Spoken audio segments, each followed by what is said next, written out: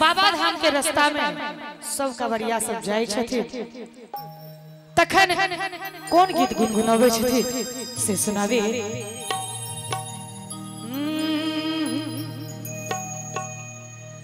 बाबा ने चलियो हमरो अपन नगरी।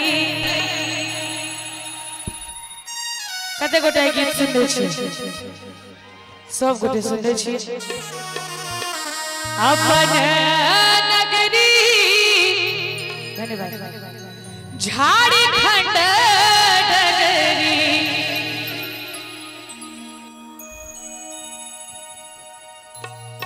अपन नगरी यो कैलाशपुरी।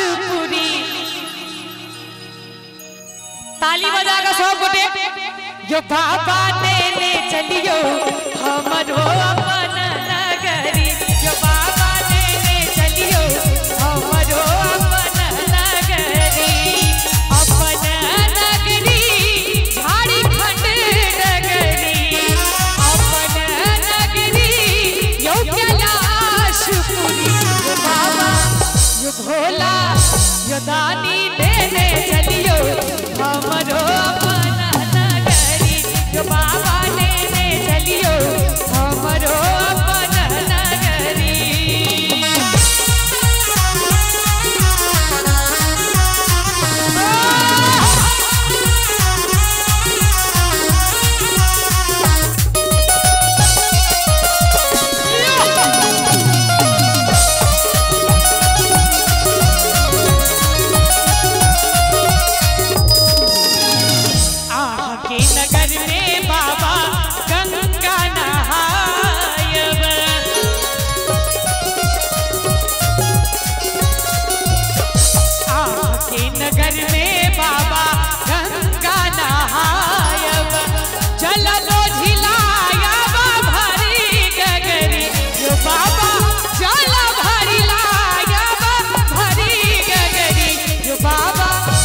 भोला जे आप ताली में बजे थिन उनकर सातों विद्यानाश। दोनों हाथ उठा महादेव के जयकारा लगबे और ताली बजा के हमरा संगे जो बाबा ने चलियो हमरो अपन नगरी। जो बाबा ने चलियो हमरो अपन नगरी।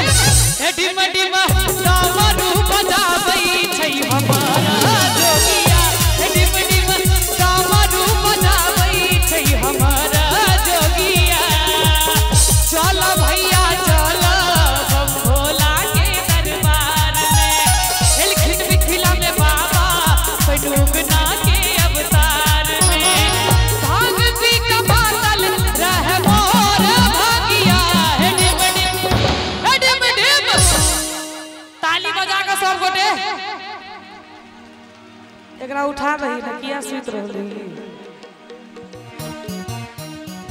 ए डिम डिम डमरू बजाबै छै हमरा जोगिया। ए डिम डिम डमरू बजाबै छै हमरा जोगिया। आई में उगना शब्द के चर्चा भेलैया।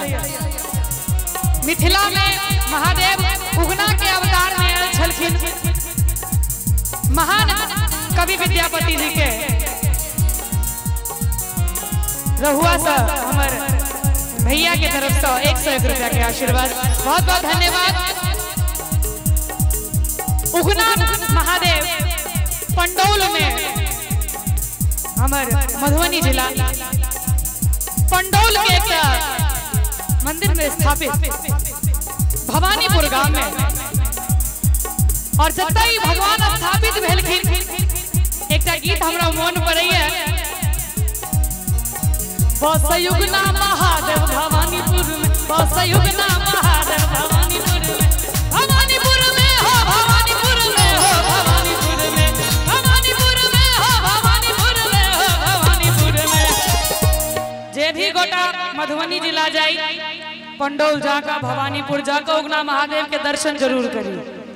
करबे न यहाँ सब के सब करबे उगना महादेव के दर्शन, सब गोटे करबे तो सब गोटे ताली बजा के हमरा संगे बसयुगना महादेव भवानीपुर में, बसयुगना महादेव भवानीपुर में, भवानीपुर में हो, भवानीपुर में हो, भवानीपुर में, भवानीपुर में हो, भवानीपुर में हो, भवानीपुर में, बसयुगना महादेव भवानीपुर में, बसयुगना महादेव भवानीपुर में, बसयुगना महादेव भवानीपुर में।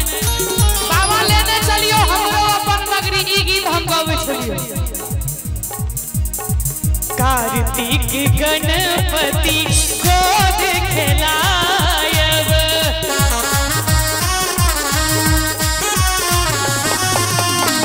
कार्तिक गणपति गोद खेलायब, कार्तिक गणपति गोद खेलायब, पीसा भांग रगड़ी रगड़ी तो बाबा ही सब भांग रगड़ी रगड़ी।